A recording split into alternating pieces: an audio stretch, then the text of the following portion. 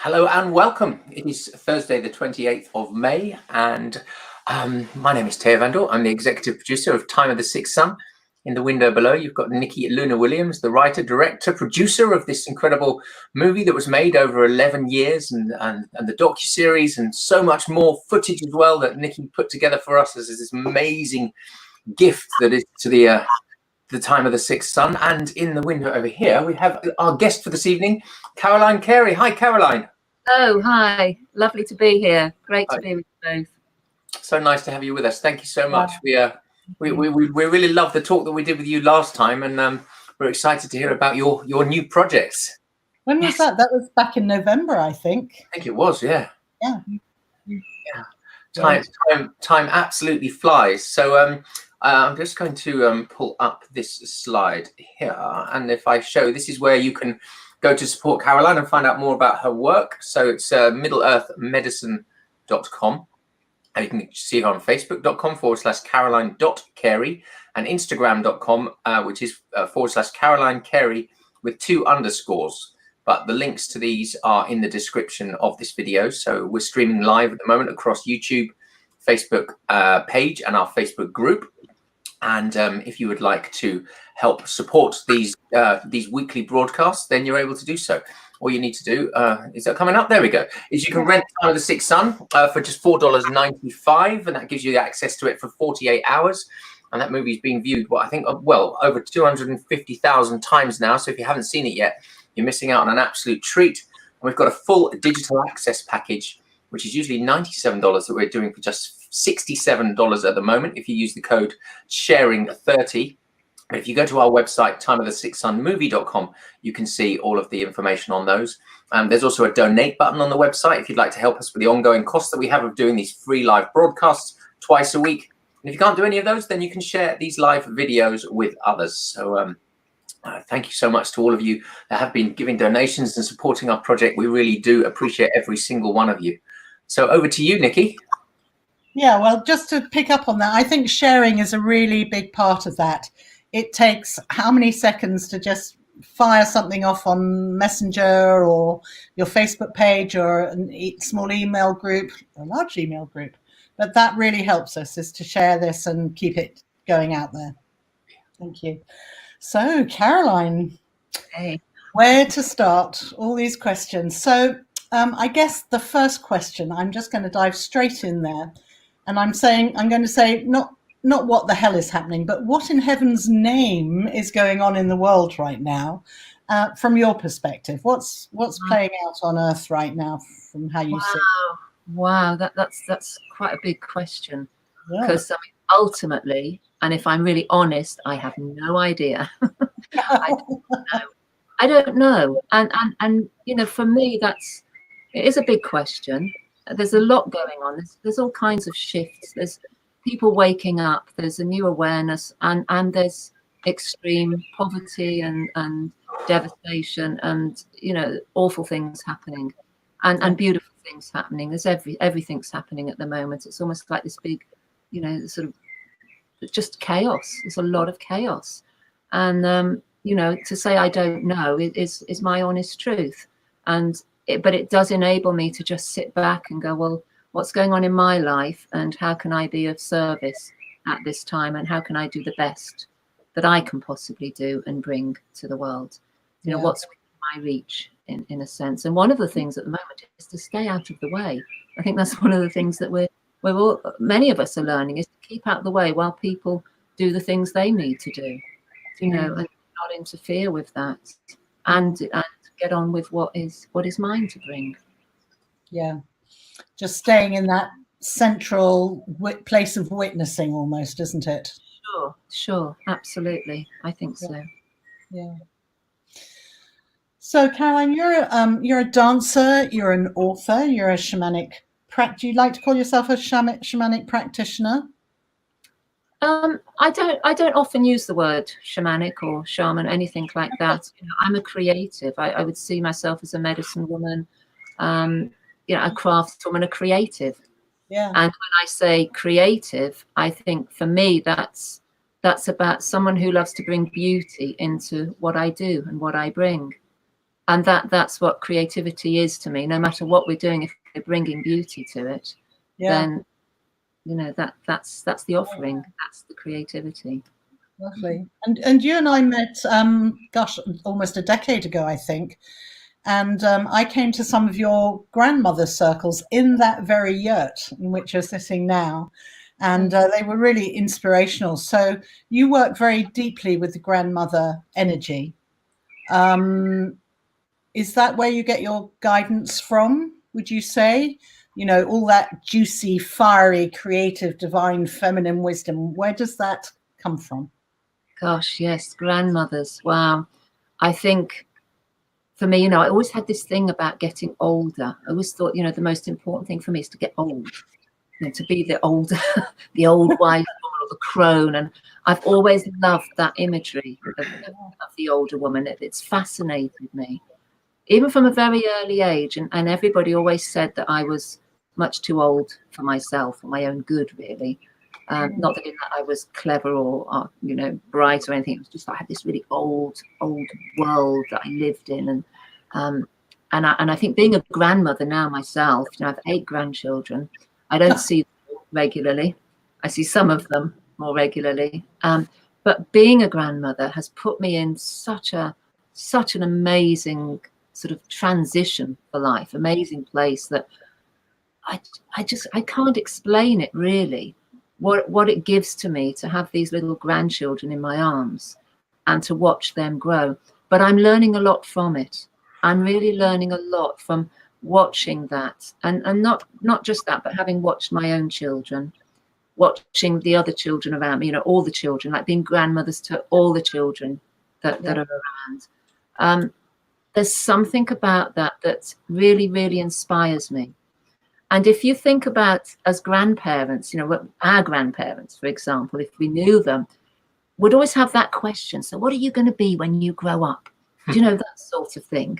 You know, it's or aunties and uncles, you know, there's always that question. And I realized that part of that grandparent's job is to really observe and watch how these little ones are coming into the world and to ask those important questions that we quite often think are you know, annoying or a bit of a nuisance. Oh, she's going to ask me that again, you know, and I really don't want to have to say.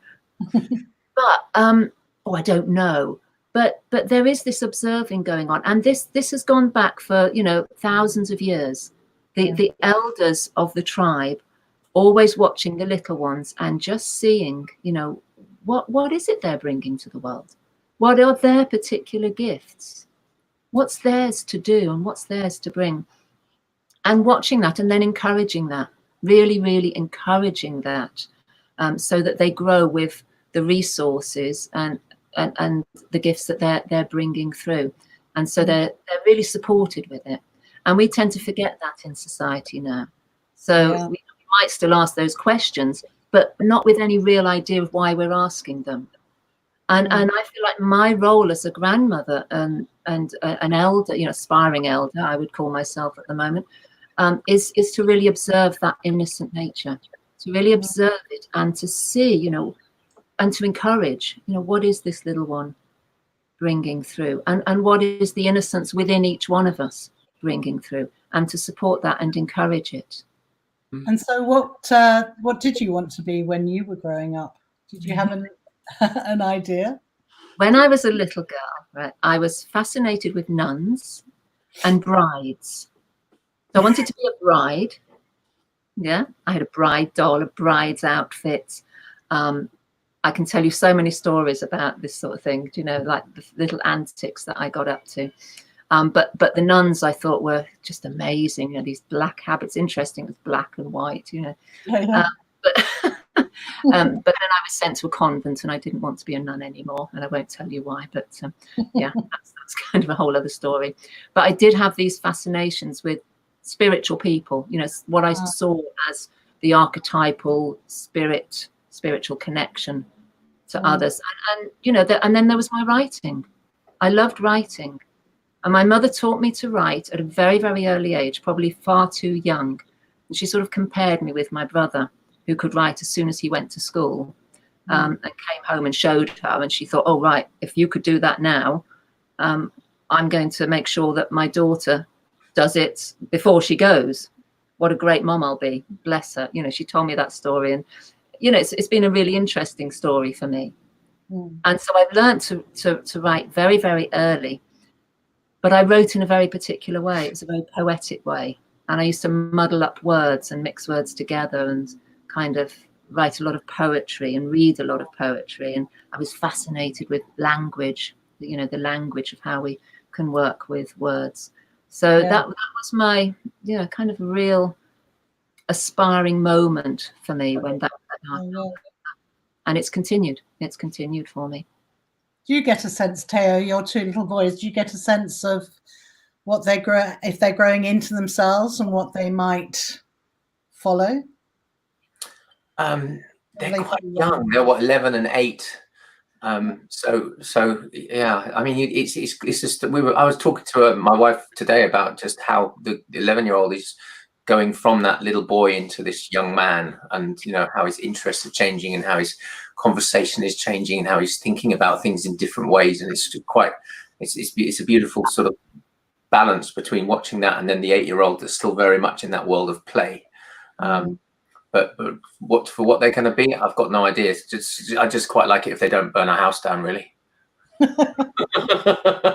So I'm going to do this early on. I want to, Caroline, you're a prolific author, and you've been very busy, haven't you, in this sacred time of sacred seclusion? So not one book, but 2 books and a set of divination cards. So,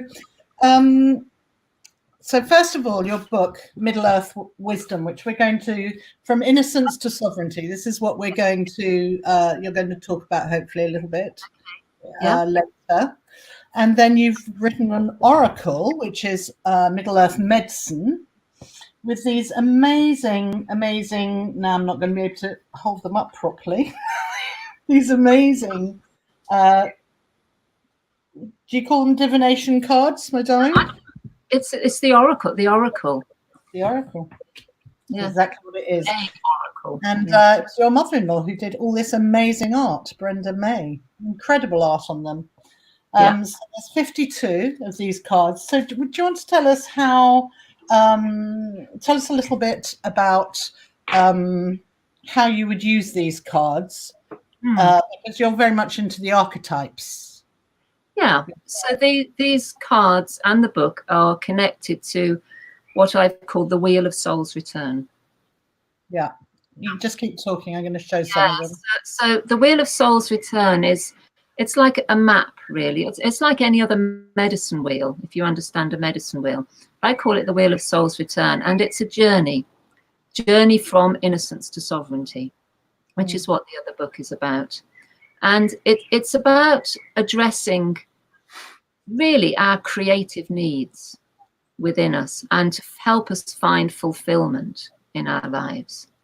And my belief is that, you know, we begin in this dreaming stage in our lives of what we believe wants to come through us, or what we sense wants to come through us. And like I was saying before, I feel that really does begin very, very early on in our lives, if not even before conception. And so we're dreaming this quality into our lives, this gift or this soul's calling, if you want. And it goes through this innocent stage where we're full of curiosity, working with the imagination, and we're dreaming in and creating what it is that we believe is ours. So the innocent is fascinated with something, with anything. We think of our own innocence. You know, we can be really fascinated with play, with what we see around us, what we're connecting to, the games that we create. And I always believe that when we're creating something, like when I've created these cards with Brenda or these books, there's been a time of me dreaming it through, like this wants to come through. And then I have to get really curious about it. I have to start, you know, imagining, well, what's it going to look like and how am I going to work with it? And I started by drawing and playing with imagery and the shapes of the cards. I got old beer mats and, you know, started drawing on them and thinking, how could this be? And it was like a game. It really was a game. And that was my innocent nature getting fascinated with the process of what could be. Yeah. And then I talk about you go around the wheel in each segment, I talk about the spirit rebel. And it's the part of us that has to break away from old modalities, something that isn't working for us anymore, or the ways that we've been brought up to believe we should be. And it's about looking for our own individuality, and finding our way. And I talk about walking off into the untamed forest. We don't know what's there. It's completely untamed. And, the things that we find there, the things we find in community, looking for our own tribe, looking for the people who will resonate with us. It's a really important part of puberty, but it's also an important part of starting any creative project or a piece of work, or even a relationship, actually. It's like starting something new. We have to let go of what's old. Yeah. And sort of move on from that and look at, well, what is serving me right now? What do I need right now? And then we move into the apprentice segment of the wheel, where we have to go into this really deep space of learning what this actually is. And, looking back on our life story. Sometimes I have to really look back on my life story and look at some of the patterns, the habits, some of the really significant moments, things that have really woken me up, things that have happened to me that I might still be carrying some charge around, or I might still have some discomforts or disease around, that something's not quite working for me around something, and I'm getting triggered by things. We use that word quite a lot, getting triggered by something. So I have to start examining all of that and really looking at it. And I work with people to write their own story. Writing our story is really potent, which is something I did with my first book. I wrote my story. I got to know it. The next segment is about the artisan, working as an artist, to literally hands-on start to create something. I had to get hands-on and write my book, paint these cards with brand, get this all into place. And then, we were talking about earlier a little bit about the thespian. The thespian segment of the wheel is about when we get to that point where we know what our offering is. I know this is my offering. I know this is something for the world. I know this is something for me to give. It's my voice. It's my words. It's my poetry. It's something that I've created.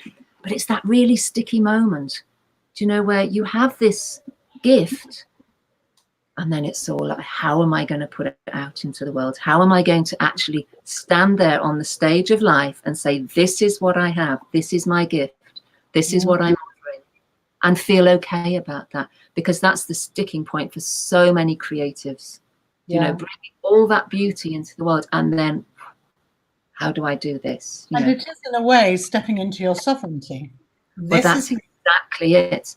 And I believe, and within this work, what this work is showing me is that in order to step into your sovereignty, you need to be offering your gifts to the world. That is sovereignty. When you really know what is yours to bring and you start to offer it, you've reached that place of sovereignty, because that's your soul retrieval.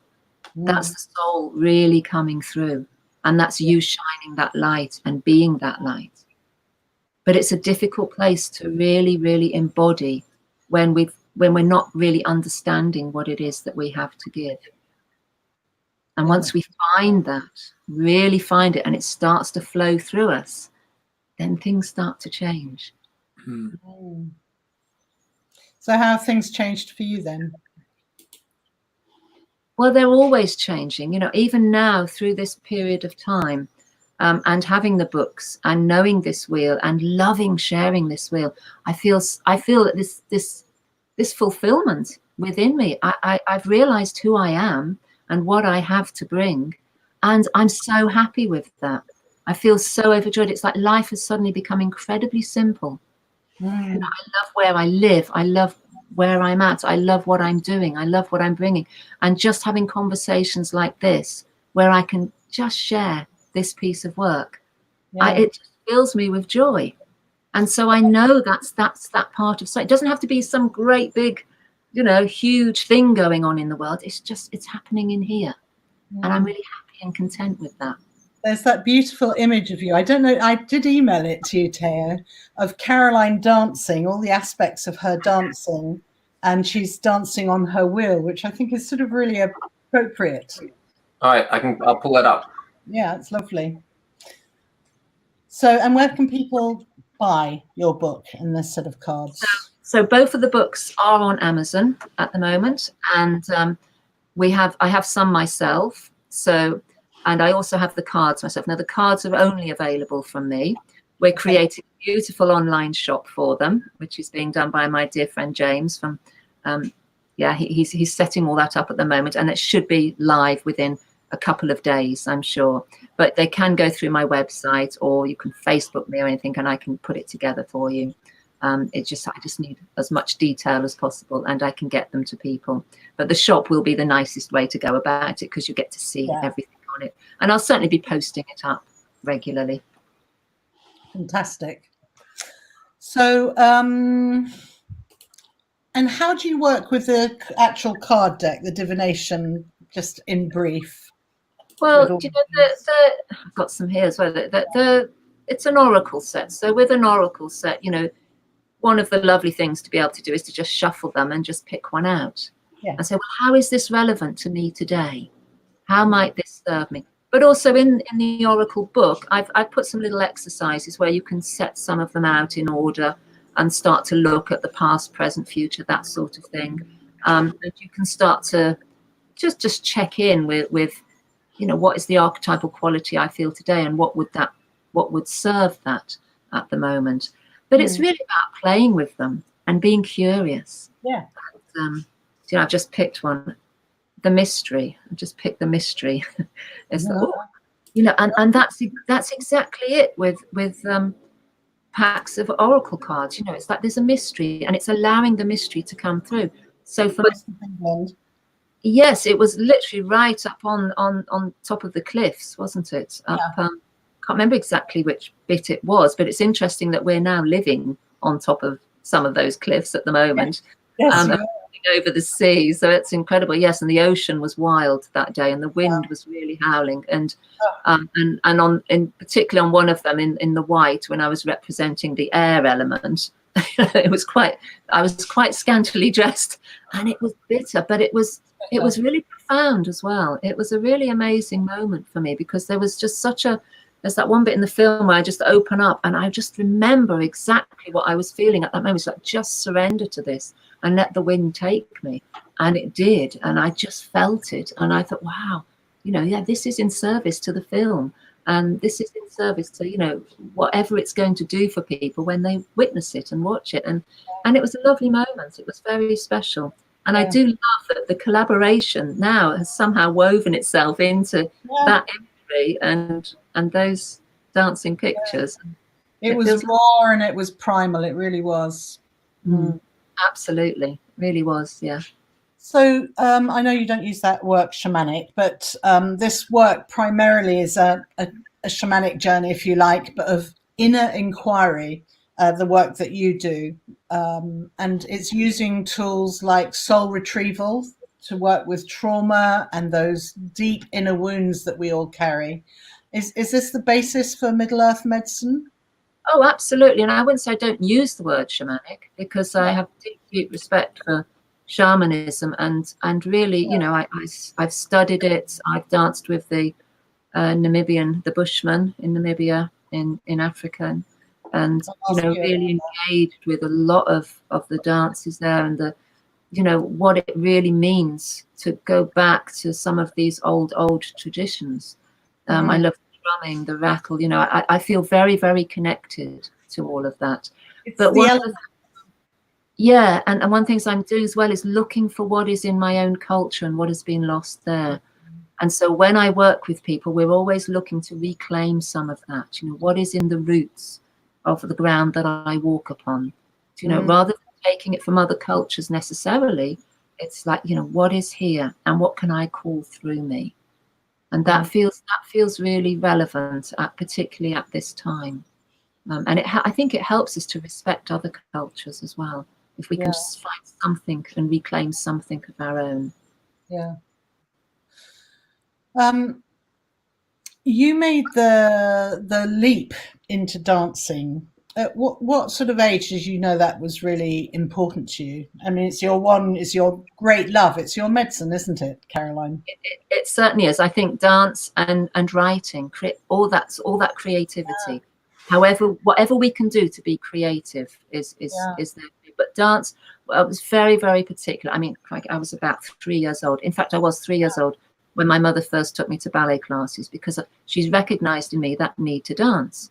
You know, and I was always dancing. And I talk about the little record player I had, and all these little 45 RPM records, and I'd put them on, put the little arm across, and I didn't have very many, but I danced to the same little records over and over again in my room, or my bedroom. That's all. Those portable, weren't they? Those portable little record players. Absolutely, yes. Oh, amazing little things. Yeah. And yeah, I just danced. I was always dancing. And so my mother sent me to ballet classes, which was okay, but it was a bit rigid for me. And you know, I had to get the steps right. But I was quite a determined little girl, and I passed my exams, and I stuck with it till I was a teenager.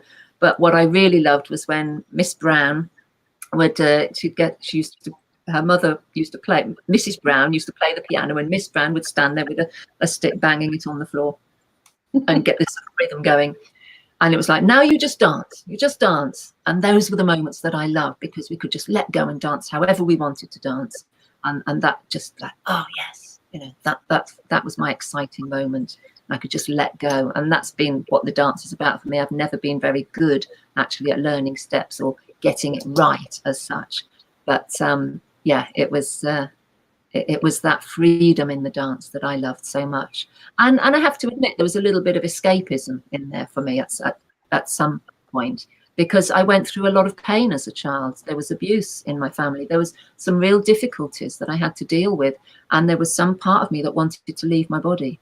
And so dance was a great way to do that. But over time, and through practice and through understanding some of my own core wounds, I was able to come back to my body and really be with it and find that connection. So it wasn't, for me, it wasn't about performance. It wasn't about getting steps right. It was about a healing process that I was journeying with for most of my life with the dance. And so at what stage did that become, like you worked with movement medicine? Yes, and 5 rhythms. So I've worked with both those modalities. I've trained in them. I'm a qualified teacher in them. Yeah. And, you know, I've worked with other kinds of movement, authentic movement, and, you know, a lot of different practices that I've sort of got sort of something of what I've needed in them, and then been able to share that. And I've had years of working with those modalities and, you know, being really inspired by them and, you know, had a lot of healing, you know, done the work on myself through those to enable me to start to really find what was mine. And, you know, there comes a time, and I think for anybody in any practice, there comes to be that time where you ask that question, what is mine to bring? And, you know, you can offer these beautiful modalities of others, and it's fantastic and it's great. But if there is that question going on inside, that, you know, what is mine to bring here, then you have to honor that at some point, and, you know, go as long as you possibly can until you go, I've got it. I see. It starts to become clear. So I'm eternally grateful to all those practices, to 5 rhythms, to movement medicine. It's been amazing, and I've had wonderful, wonderful teachers throughout. But there was a time where I really did have to come back to myself and go, mine. This is mine. Yeah. Caroline, what does the way you do dance and the way you lead dance workshops, what does that look like for somebody that hasn't heard of 5 rhythms or hasn't heard of movement medicine? Because, you know, a lot of people, if you just say the word dance, it's you in your kitchen listening to the radio. But this is obviously a process and a practice. I suppose for me, you know, I always just love to dance. Like I was saying about my ballet classes, I just love to dance. So these days, for me, I put on music. And I will go through a kind of meditative process to help people engage with what's moving inside them, to help them get connected to the body. Very, very simple process. And then I hand it over so people can just dance. Now, obviously, I'm only going to attract people who like the kind of music that I play, like the freedom that I give, or like the simple instructions that I give. But for me, there isn't a practice within the dance. You see how I'm coming right back to my own roots. It's like doing away with the actual practice. I don't teach a practice. I offer people a safe space to dance and to allow their emotions to come up, to find expression with whatever it is they're doing, and then to put that into something creative. So I do mask making. We make talking sticks. We make medicine bags. We make, well, we could be making cards. You know, we make collages. We do artwork, writing, lots and lots of writing, poetry. So the dance is like a medium to help us engage to something other than ourselves. So I talk about spirit being able to come through us when we free ourselves up, when we empty the mind and just allow this energy to flow. And, you know, this is where we start to connect with just something bigger than ourselves, something that wants to come through. This is part of the soul retrieval journey, because we have memory in those moments. We have thoughts that we may have not thought of before. You know, something that suddenly drops in, go, oh, that's important to me. Write it down, remember it, give it to the poetry, give it to the poet. See what we end up with, what comes through. So it's a whole, just a process of movement, of breath, of voice. I have to say, I mean, I've done one of your, not a class, but I did one of your evenings, and you are the most amazing DJ, and the music you play totally rocks. And it was just such a way of being able to get in touch with the emotions and the feelings and what was going on in your body. If you need to just stay still or explore, it's very exploration, isn't it? Yeah, it really is. And, you know, I have to, you know, hold a space in a way that I don't know what's right for other people.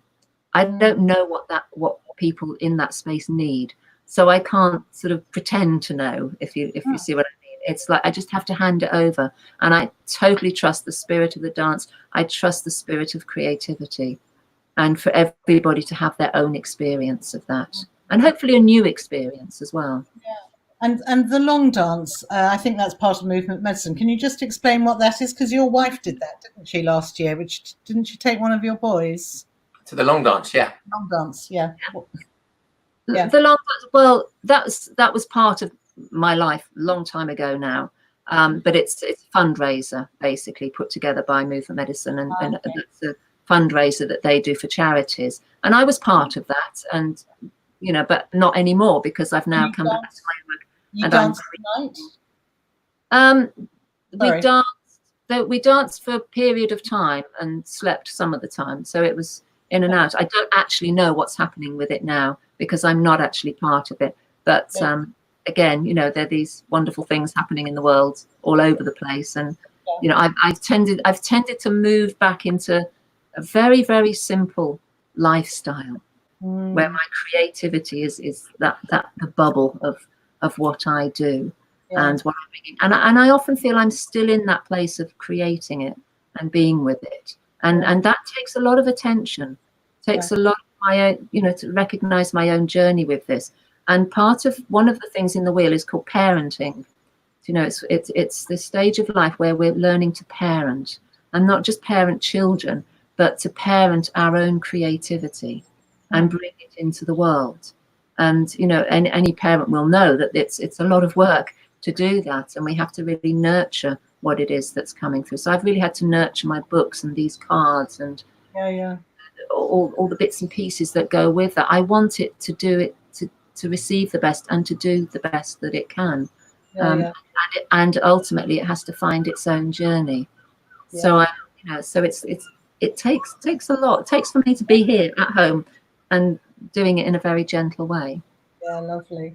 And so a last question about dance for me is the Kalahari. You and Ben have done several trips out to, is it Namibia? Yes, we went to Namibia. Ben went first. He was asked to go and film a group of the Bushmen, because they were dancing their last dance together, and it was a group. That's what I wanted to ask you about. They were a group of elders, they knew it was going to be the last chance they would have to dance together, and they wanted it to be filmed for their grandchildren so that in generations to come would see that. So Ben went out, he said, it's only for men, you know, you can't come. I was most annoyed. But there you go. And he filmed that and he brought it back, and I was absolutely in awe of it. And I thought, one day I want to be able to go and dance with them. I just recognized something about their dance that was so connected to my own. Yeah. And it was so interesting because that same year, somebody happened to read my first book, Misguided Angel, and she read it, and she got halfway through it. She sent me an email saying, I really want you to come to South Africa and offer your work. And I said, yes, I want to go that way. There's something else I want to do there, but I'm coming. And she organized it, and we went, and it opened up this whole possibility then for us to go and visit the Bushmen and dance with them. And it's one of the most beautiful and moving experiences of my life. What was one of the main things takeaways from that trip that you learned from watching the Bushmen do that dance as well? Because there's a very specific thing, isn't it? It's called the giraffe dance. Well, they worked with the giraffe dance and the elephant dance. Those are two of the dances that I learned from them. But there's a profound healing going on whilst they're doing it, because we used your footage in the film, Ben's footage. Yeah, which he has just put out a short film called The Last Dance, which can be seen. I can share the link with you. Yeah, it'd be great. You know, there was something about this dance, because I took part in it. I was there with them, and they get you to join in, you know, they want you to be part of it. And I was very, very willing. In fact, I couldn't have resisted it because the rhythm just pulls you in. You know, it was like when that happened to me, when I was part of it, even watching it on the video, something was resonating with me, and it was something I knew from my own dance. What happens in that place? And it's one of the deepest trance states that I've ever been in. But that is ultimately what it is. And from a very little girl, I loved the beat. I loved rhythm.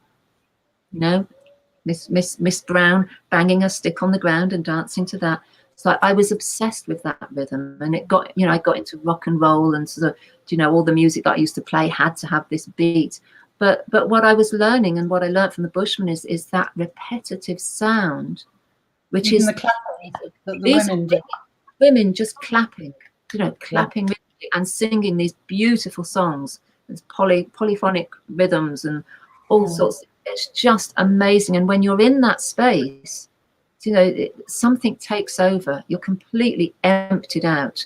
And, you know, we would fall to the ground and be pulled back up again, and they would be doing their healing work on us, and our bodies would just shake. Your body just shakes in that place. But for the elders, it's also a way they would, Ben was explaining it to me, they're healing each other.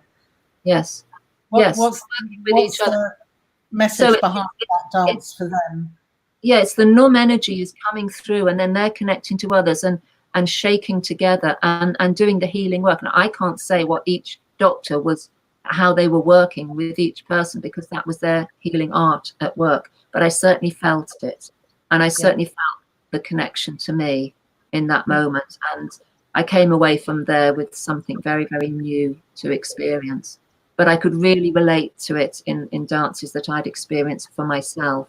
And even the dances that we have in our clubs, you know, and our raves, and, you know, this boom, but we're searching for that beat all the time. Yeah, we're hunting for it. We're needing it. But we often look in places where it's not necessarily healthy, where there might be a lot of alcohol or drugs, that sort of thing, and we're not quite getting how incredibly healing that dance is, and how much we might need it for ourselves.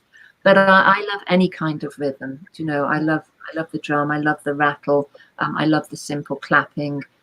You know, I'll find it in anything. You know, I'm not going. Taya, do feel free because I know the questions disappear very quickly down the page. So if you've got a couple of questions, there's some nice questions coming in as well. And Ben's actually just posted the Vimeo link in the comments. Good. Actually, it's only going up on the Facebook page, not on the YouTube page. So I'll post it up at the end so it goes out to everybody. Yeah. Let's take this picture from this question from Sharon. Doesn't miss a trick, does he, Caroline? What's the most memorable or profound wisdom you've learned from the grandmothers or your teachers on your journey, Caroline? What's the most memorable, profound wisdom? Gosh. Do you know, I think it's an interesting one, because for me, you know, my grandmothers both died very early on in my life. They're my grandmothers, you know, the connection I had to them.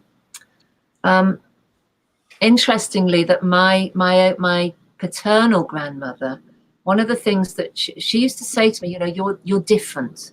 You're different. She bought me this beautiful black doll once, and it had this eye that would roll up and show the whites of its eyes, you know, and because it was a little bit broken. It's one of these really old-fashioned dolls.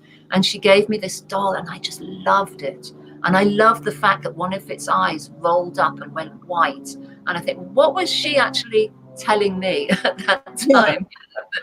What's that about? You know, the eyes that roll, the trance state that everyone gets into. Anyway, that just came to me in that moment.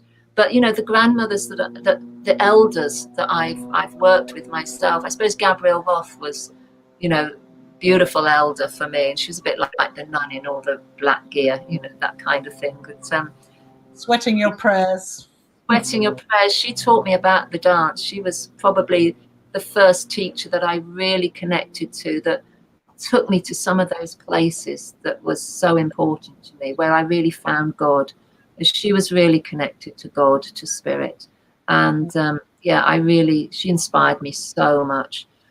But I think, you know, if I'm really honest, being a grandmother myself is the medicine that I'm receiving at the moment. It's like really understanding what that's about. And what I said earlier, it's like about understanding the role of the grandmother and how I've been seen. You know, my grandmother saw me, and, you know, Gabrielle saw me. You know, those elders that have been in my life. It's just when you're seen by elders and they get you, that is the profound teaching. It's not something that they're saying about something else out there. It's the fact they're seeing you and they're recognizing what your gifts are, what it is that you're bringing into the world. That's the powerful, profound teaching that we get. I think there's a lot of grandmothers out there listening to this who are going to really hear that and use it in their lives. I think that's beautiful. It's so important to have our elders recognize that, because so many elders are, you know, are kind of dismissed. It's like, oh, you know, not mattered anymore. Look at what's going on in the world at the moment, or even our culture, what's happening.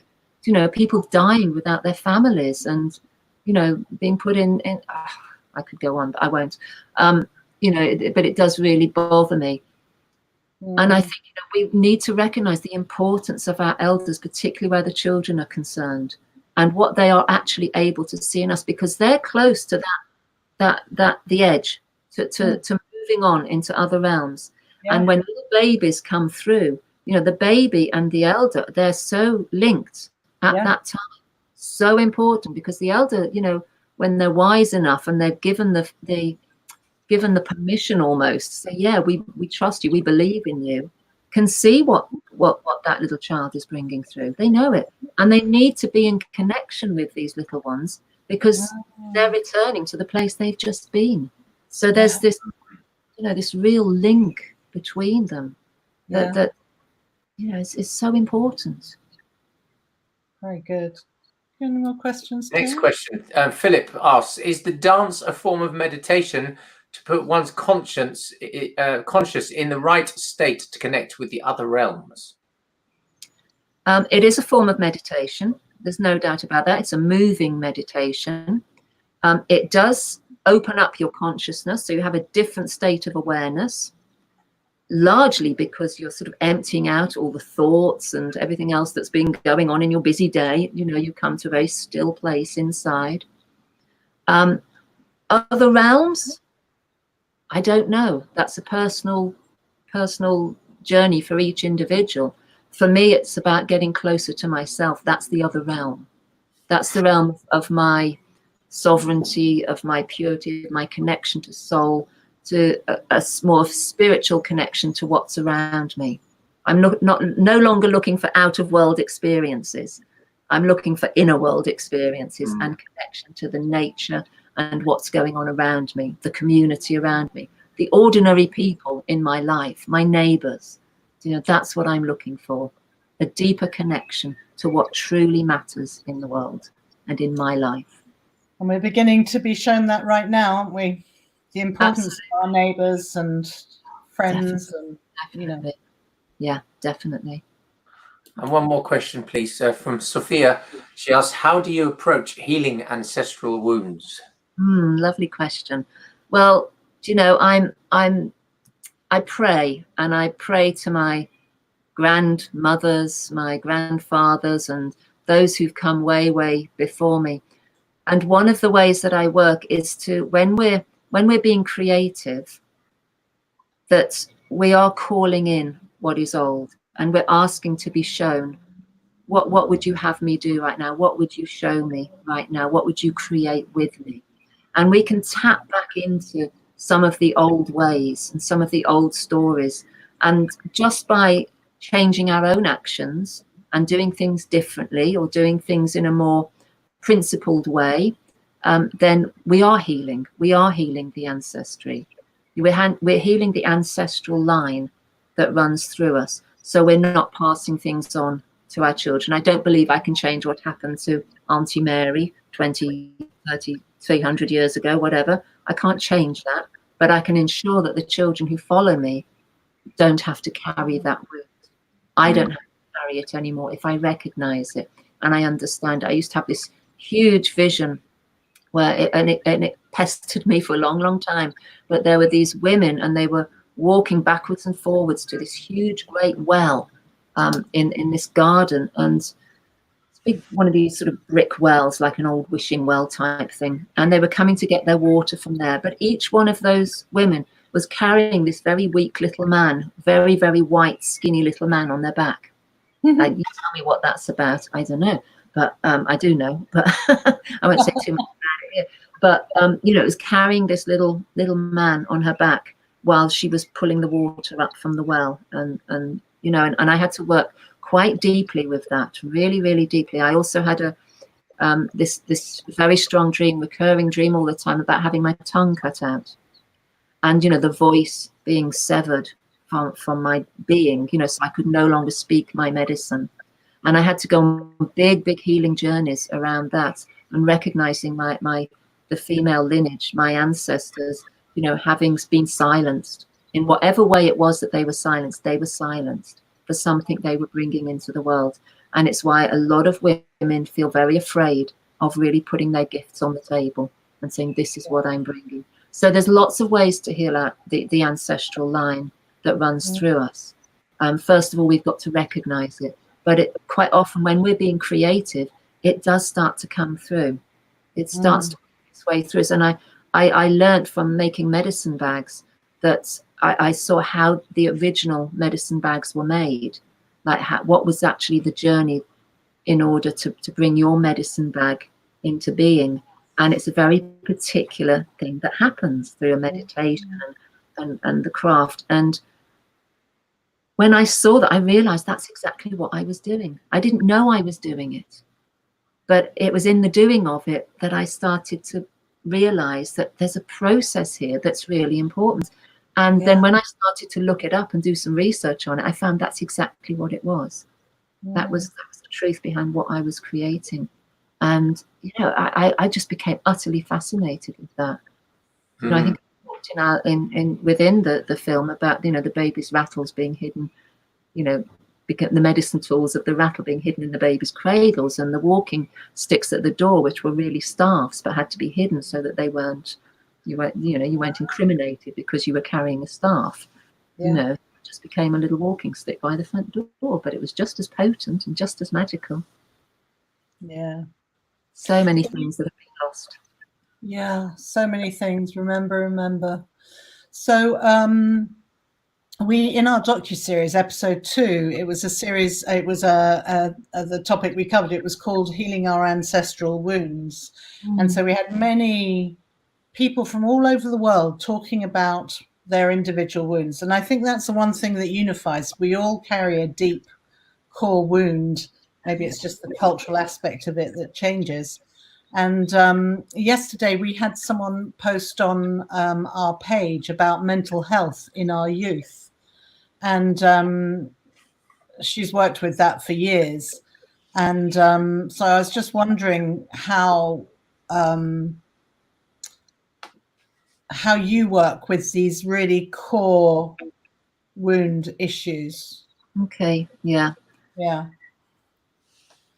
It's a tricky subject sometimes, because especially when we bring mental health into things, there is mental health, you know, that needs to be addressed. There are some wounds that have been, you know, people have been seriously hurt by certain things, or things have happened, and you know that they need specialized care, and it's really important to remember that. But I think we all carry a core wound, a particular wound, maybe more than one, but a very particular wound that arrives at a very early age. There's the beginnings of it. And the way that I work with it is to start to try, like writing our story and then trying to identify what that wound is. And it can be so early on. It can seem like something quite trivial to begin with. But then as we go through our lives, it starts to get exaggerated. It becomes bigger and bigger and bigger in order for us to try and recognize what that is. And that's why I talk about the innocent, the baby being born with quite a clear understanding, not the baby having clear understanding, but being able to see a clear understanding of what this baby is bringing into the world. Yeah. And it's this moment that we have to really watch out for. Now, when I was first born, my mother, and these are things that, this is the data, this is what my mother's told me. She said she was absolutely overjoyed that I was a little girl. She already had a boy. But within that, you know, that great that she was so happy that she had a little girl. But within that was a massive expectation of the kind of little girl that I would be. And I was everything but that. You know, she wanted the perfect young lady. And from 6 months old, I was one of those awful tantrum babies that lie on their backs and scream with their legs and in the air, just having terrible tantrums and not being satisfied with life, nothing going right for them. I was quite a difficult child. And my mother was convinced there was something wrong with me because I wasn't the child that she wanted me to be. So this little pattern started evolving, you know, sort of going through my life of being this incredible disappointment to my family. Now, there were lots of other things that happened. There was abuse. My sexuality was abused. You know, so the feminine was actually, on the one hand, the feminine was really wanted, and this perfect feminine, beautiful little girl, you know, had to be a certain way, sent to all the best schools and all the rest of it. On the other side, it was being destroyed and its innocence taken away. So there we have a mandala, I call it, you know, a polarity of opposite. How do you manage that in the world? That became part of my growing up, the theme to me growing up. I was also a middle child. You know, I was born in the Midlands on the winter solstice, the middle of dark and light, and I was a middle child with an older brother and a younger sister. There's all these polarities going on through my life, and they were creating this kind of wound in me as well that was very difficult to live with, really hard to live with, and I was having to find my way through all of that. But what it meant was those significant moments in my life that I can relate all of this to started to show up what was mine to offer, what's mine to bring into the world. This walk between the worlds of polarity.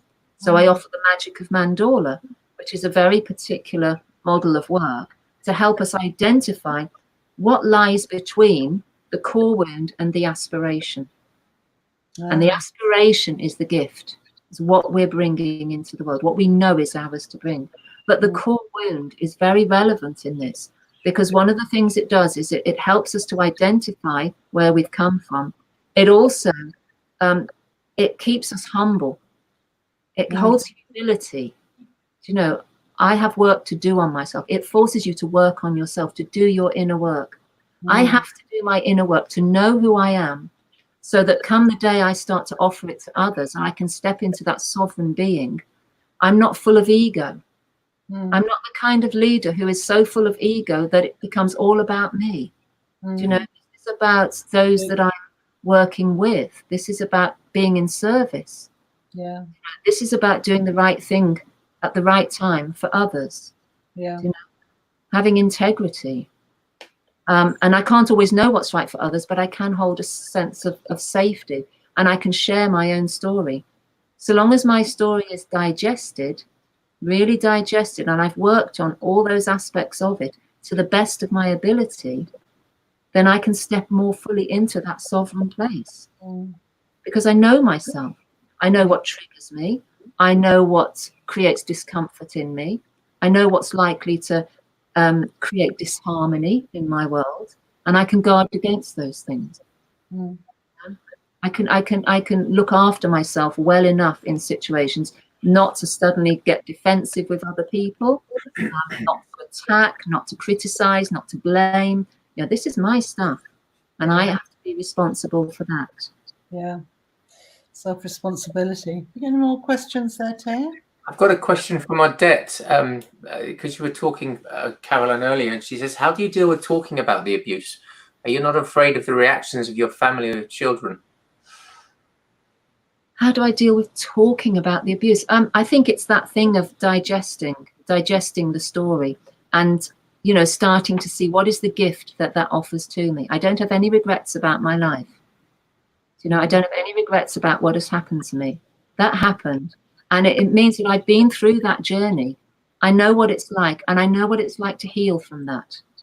And so when somebody comes to me and says, you know, I've got this history and I'm finding it really difficult to deal with, I can talk really openly. I can listen to them without it affecting me, without it sort of having an impact on me where I'm like, oh, I don't think I can deal with this. You know, nothing surprises me these days. People bring stories to me that are, you know, something quite horrific sometimes. And it doesn't surprise me. It's like, I know this world. I know it very well.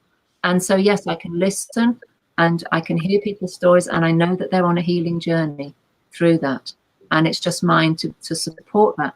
Family and friends, well, you know, that is a difficult one. And some of my family, not many, I have to say, but some don't want anything to do with me particularly. And some have said, I'm really glad you brought that story up because we knew there was something wrong. And, you know, I'm open about it. It happens. I don't have to hide myself. About it. I wrote my first book about it. Yes, yeah. And, you know, I have to recognize what it's actually given to me. You know, what has it actually given to me? You know, and there is much that it's given to me as well. I'm not condoning those actions. I'm not saying any of that is okay, you know, and I would be the first to protect any child, any teenager, any woman, anybody who's going through that. But the healing process is an incredibly valuable one. Very good. Anything else, Taya? I mean, I've got some questions here still, but there's just lots of lovely comments coming in. So in the shadow chapter of our film, you talked about there being gold in the dark, and that there's a side of the human condition that will always remain in the dark, remain in the shadows. So what does your own personal process look like? How do you shine your light on those shadowy parts, if they still come up? I suppose the first thing is, you know, it's not to be afraid of what's in the shadows, because ultimately when we sort of open up and we start to see what's hidden, it's no longer in the shadow, it comes out. And there's a lovely card in the Oracle pack it's connected to the Sacred Fool, and it's about humor. It's the humor card. And I love that because what it depicts is this moment in time. That's the Sacred Fool, yes. And then there's the humor card, which then, you know, what it does is it helps us to identify some of the parts of us that are, you know, that feel that we need to hide something away of ours. You know, we're going to feel embarrassed if we allow it to come out. We don't really want to look at it because of the awkwardness around it. But it's that what the card depicts, it has a clock on it, and it's this the timing, this sacred timing of when you recognize something in yourself. It comes to the surface, and we're kind of going, oh, do I allow this to be seen, to be heard, to be known about? And we do, and we have all those feelings that come up with that. But the release of that and the relief of it coming to the surface creates laughter, creates beauty, creates freedom. And so you have these two little people that are leaping through the doorway into the light. And, you know, with this sense of, wow, you know, I'm free of this now. Yeah. Once I can see it, then there's something I can do about it.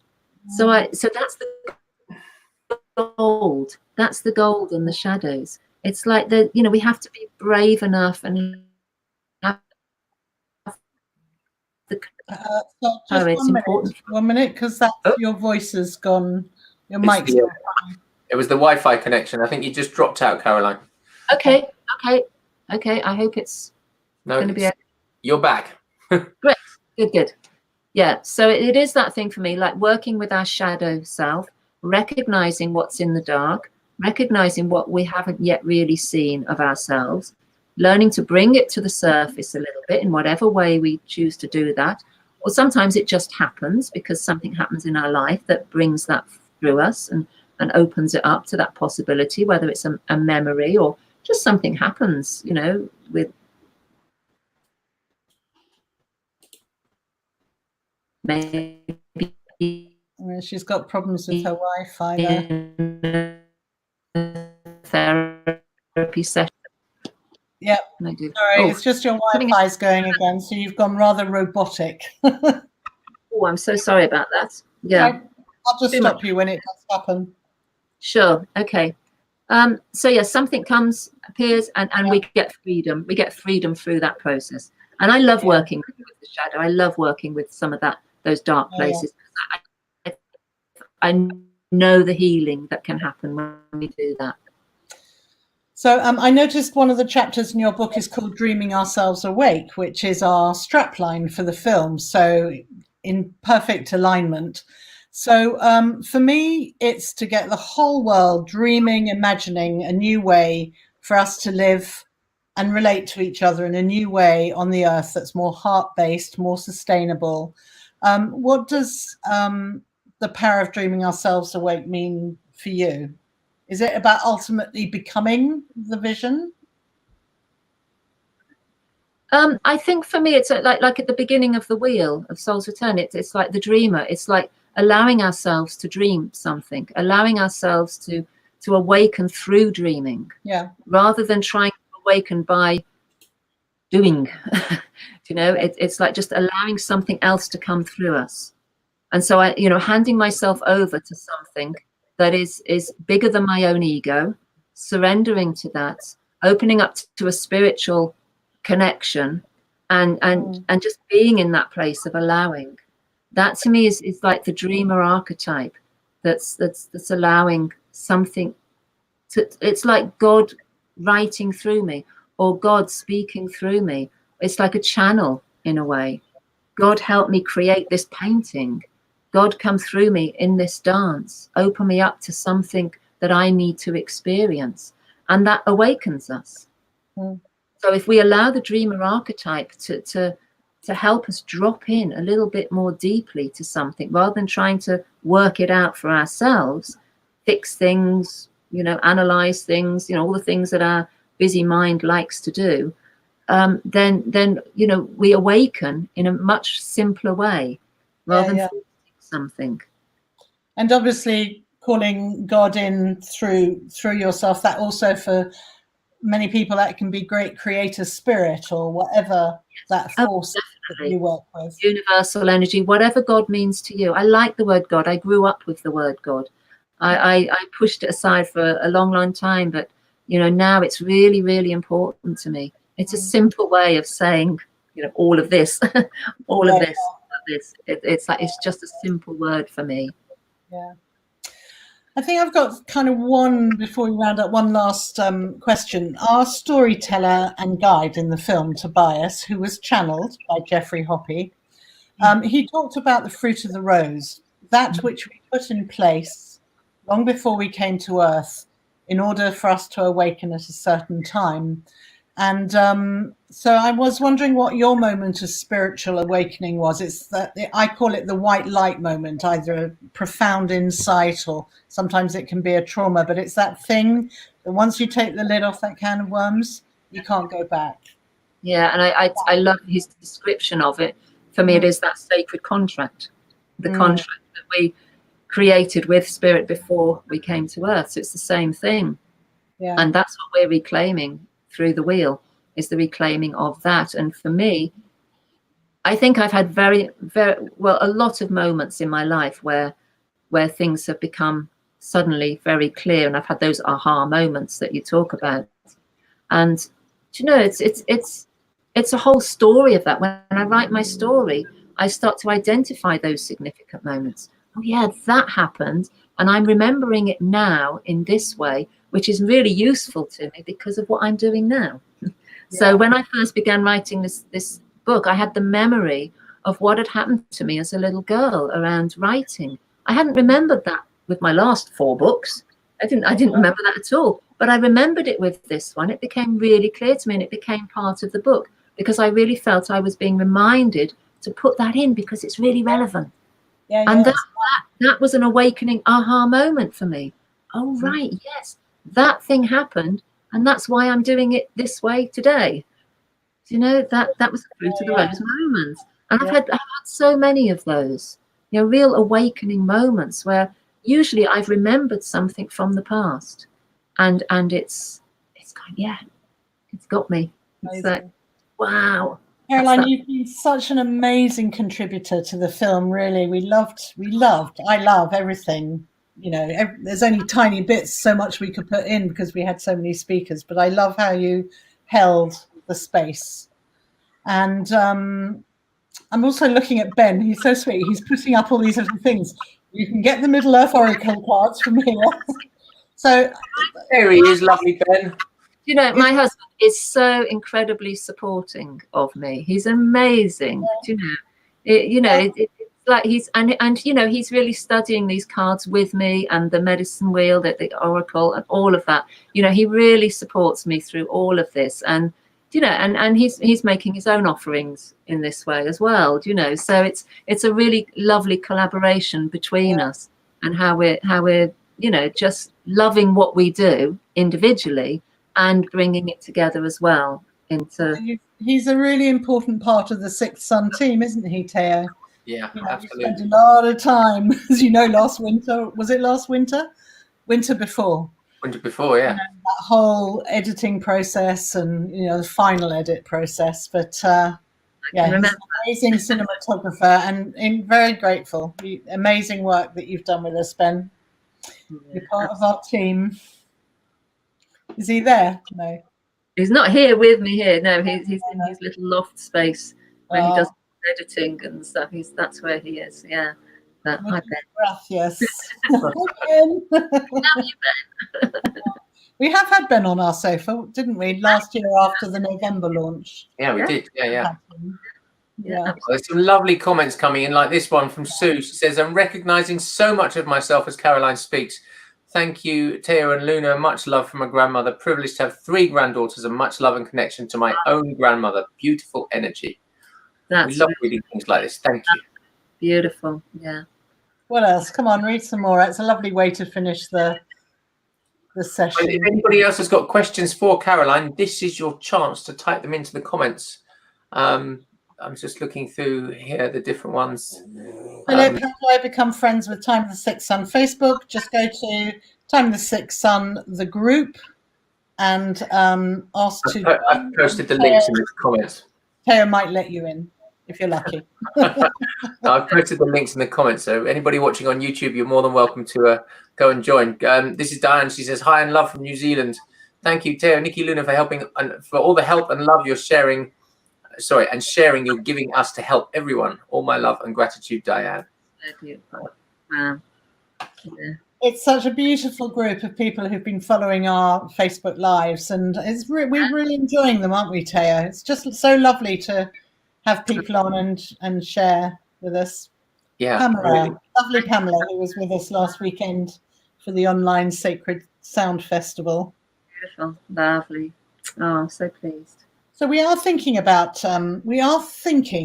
just thinking about the implications, the cost and the effort that goes in to doing a festival, a Sixth Sun Festival, although we have been approached and that might be something in the future.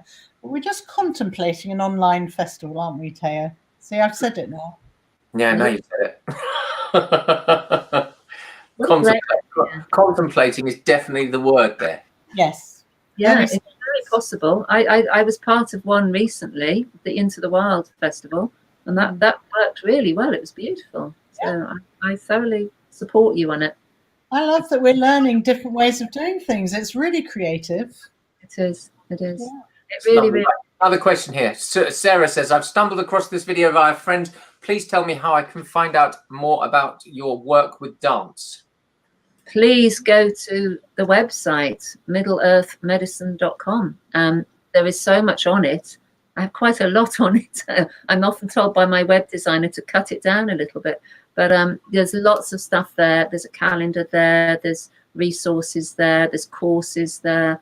And I'm also doing a lot of online work at the moment. I run a creative writing group every Tuesday. I offer my webinars twice monthly, and I'm doing some master classes on it as well. So I'm taking people on a journey around the wheel so they can bring what's theirs, you know, what they're actually wanting to work with, and bring it along to that. And we work with those archetypal qualities.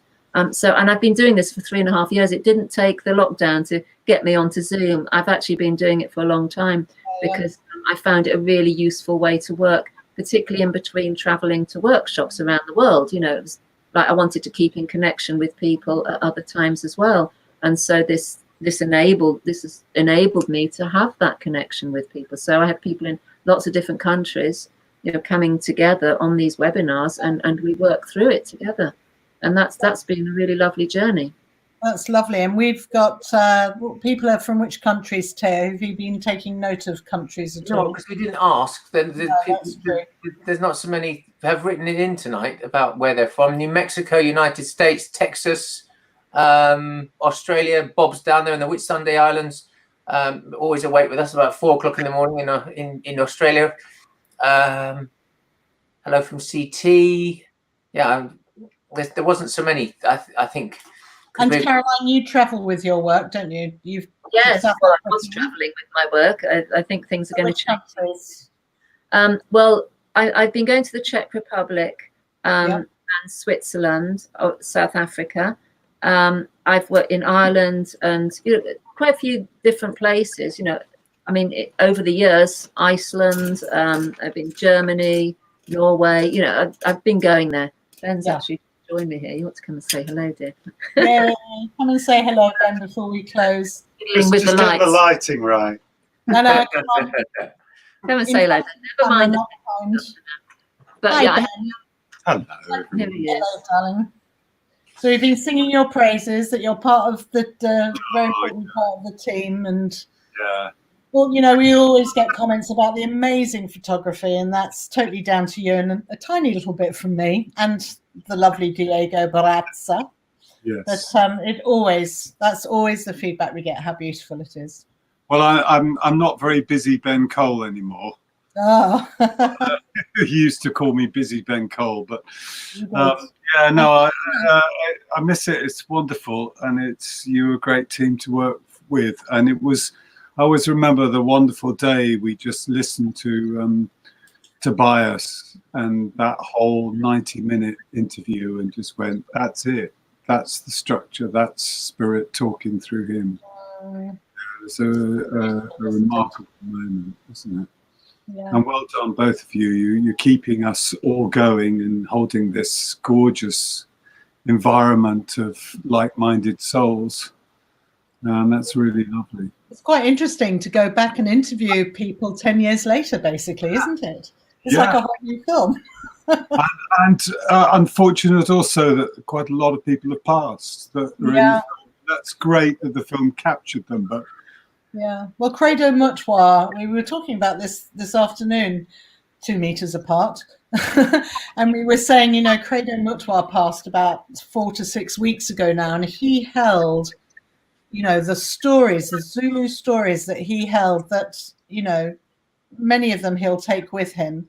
And I think we interviewed him for about 3 hours. So, and also Klakael, the last of the Toltec elders. So we might dig some more material out now and put out full interviews, just clean them up a bit. But we've got a wealth of information in our library. It's huge, as you know, Ben. It's massive. But you have to do that if you're going to get such an in-depth and a deep documentary together. You have to film hundreds of hours, and it's a great resource. So over the next few years, release little bits. It'd be great. Yeah. But yeah, no, it's a great community. I'm proud to be part of it. Well, look at you, you lovely couple. Thank you so much. We've come to the end of our hour and a half. Thank you so much, both of you. It's been a real pleasure to share with you, and we've enjoyed it. I love talking about this stuff. Yeah, well, it's beautiful. It's been really informative. I think you've inspired a lot of people tonight, Caroline. Yeah, thank you, Caroline. Thank you to everybody. Thank you to everyone for listening. I really appreciate it. Yeah. Do stay on, Caroline. We're just putting up the slides, but stay on until we've closed it. So here's Caroline's slide with where you can go. So if you'd like to support Caroline, you can go to middleearthmedicine.com, facebook.com/Caroline.Carey, and instagram.com/Caroline Carey __. I'll put all those links into the chat and the comments. And if you have just stumbled across this and you're thinking, what is Time of the Sixth Sun about? Well, it's a 108-minute documentary movie that Nikki, Luna, and Ben made around the world, 16 different countries, over 11 years. There's over 70 wisdom keepers, speakers, indigenous elders that speak in it. And the feedback we've had about that film is just phenomenal. It's available to rent just for $4.95 at timeofthesixthsunmovie.com. And then you can also go deep dive into the content if you want with our digital access package, which is usually $97. It's just $67 at the moment because of the everything that's going on in the world. We wanted to make it a bit easier for people to get access to 19.5 hours of deep dive, amazing content that's been cut up and edited from thousands of hours of footage. And the time and effort that Nikki and Ben and all the others have gone into putting this together for you. And it's $67. It's an absolute steal. And people have got it and watched it just write to us and go, oh my gosh, the information is just phenomenal. We obviously got ongoing costs to do these live broadcasts for you guys for free twice a week. So any donation helps, you know, $5, you know, $20, $15, whatever you like, anything helps towards our monthly running costs. So we're really grateful for those. And also you can share these live videos with others. And yeah, we're just super grateful to you, Caroline, for being with us again this evening. Thank you. And I do just want to acknowledge Diego Barazza and also Scott here, Sansom. You know, this project has gone on for a long while, and everyone's put their tuppence halfpenny worth in. So it's really important to acknowledge everyone. And Charlie, lovely Charlie Roscoe. Lovely Estas Tone. I'm going to stop there. there's so many of these amazing people that help to make this. Sarah is asking, following up from that call on Monday that we had with Glenn, where we ended up talking about the numbers, Luna. Oh, yes. For a reminder, I'm just going to dig them up now. Yes, I can dig them out of the bin otherwise. No, because I know I've got them, but I've got to go into the comments to get them out. So they are. We did a little game, Caroline. We said let's. Glenn was talking about the power of collective thought, so we picked 5 numbers plus another 2 bonus numbers for the Euro Millions. I was watching. I saw it. That's how we might fund our online festival. So the numbers are 11 for tomorrow night, 8:45 they draw it. So it's important you don't have to buy a ticket, not advocating that, but to focus on those numbers maybe 15 minutes before, really hard focus before and as they're being drawn. So the numbers are 11, 17, 33, 45, and 48, with bonus numbers 3 and 5. And I have put all of that on our movie page, but maybe it's disappeared down the page. Maybe, Taya, we can post it again. The Facebook group page. So I've just put it in the comments here. And again, this is a bit of a fun and extension. It's an intention experiment. And we have bought tickets with those numbers, and should they come in, then we're going to do some amazing things. And the reason it came up is because Glenn had an experience where they did it as a collective, and they actually won 1,600 quid or 16,000. Yeah, it was, yeah, 16,000. Yeah, it was a lot of money. They got all 5 bar 1. But that's for the Euro Millions. It's only available in the United Kingdom and in Europe. So for our American, Australian audience around the world, this is very sort of UK, Europe centric. Yeah. Sorry. And Sarah says, I want an intention to only spread joy and love. Well, I'll tell you what, if we won that, we could spread a lot of joy and a lot of love. And there's a lot of indigenous projects all around the world that we would love to help and to start and to get going and all sorts of things. We've got some beautiful ideas for if and when we ever break even on the film. Yeah. So, Good luck with it. You deserve to do really well. Yeah, it's been quite a journey. It certainly has. So thank you, Caroline. Thank you to every one of you for joining us on these live platforms. We'll be back live on Monday night at 8 p.m. UK BST. We're posting tomorrow who that's going to be. Yeah, we're just lining up we're just finalizing the details. So good night and good morning wherever you are in the world. Hello, goodbye, good evening, and thank you so much for joining us. Bye bye. Bye bye, Nikki. Bye bye, Taya. So.